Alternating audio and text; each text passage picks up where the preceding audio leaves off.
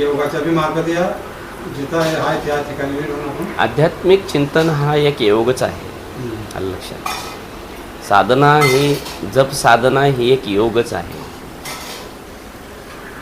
सद्गुरू भेटणे हा सुद्धा योगच आहे. लक्षात बसला का? योगाचं ज्ञान नाही, त्याला प्राप्ती पाहिजे ना बेटा.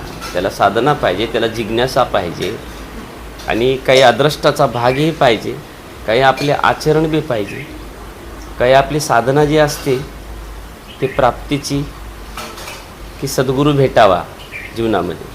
काही अध्ययनाला अवलोकन केल्याच्या नंतरसुद्धा त्याच्यामध्ये जे दाखवते बाबा की इथं शेवट जा, याच्या पुढची जर गती पाहिजे असेल तर इथं जा, याच्या पुढे पाहिजे असेल तर इथं जा, ते इथंच एक संकेत दाखवते की सद्गुरू. मग सारे प्रत्येक धर्मामध्ये तिकडेच का बोट दाखवतात जेणेकरून सद्गुरूकडे, तर तेही एक योग आहे. सद्गुरू पहिली गोष्ट तर भेटणेच हा मोठा योग आहे.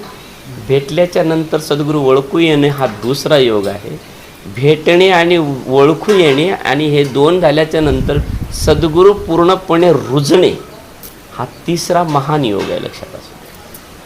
कारण ही महायोग जर सापडला तर मग त्याला कल्याण होण्याकरता किंवा जीवात्मा एकरूप होण्याकरता त्याला कोणी रोखू शकत नाही.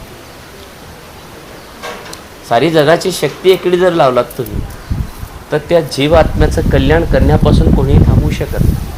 अख्खं विश्व जरी लागलं त्याच्या पाठीमागे, कारण इतका मोठा आधार सद्गुरूचा आहे. आणि एक बार सद्गुरूने जर जलात फेकून दिला त्याला पुन्हा कोणी तारलं सुद्धा नाही. हाही विषय आहे. कारण चंद्र आजही भोगतो, कळलं का?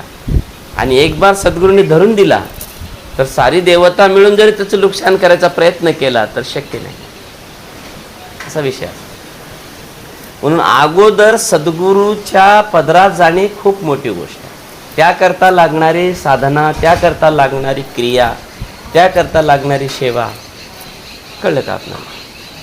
मग तशा पद्धतीने ज्यावेळेस सद्गुरूशी त्याचा जिव्हाळा सुटेल त्यावेळेस त्याला मार्गदर्शन करून टाक. आणि सद्गुरू मार्गदर्शन केल्याच्या नंतर त्याला ते ज्ञान होऊन जाते की मी कोण आहे, कळलं का? अन्यथा एक आईबापाचाच पुत्र आहे तोपर्यंत, एक सामान्य माणूस आणि एक आईवडिलांचा पुत्र आहे. फलानं नाव घेऊन जगतो, एवढी खरी गोष्ट. आलं लक्षामध्ये? पण मी कोण आहे हे त्याला कळतच नाही. सद्गुरू कळवतो बी आणि वळवतो.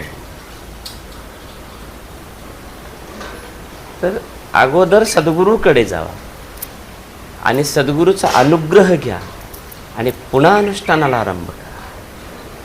लक्षात बसलं?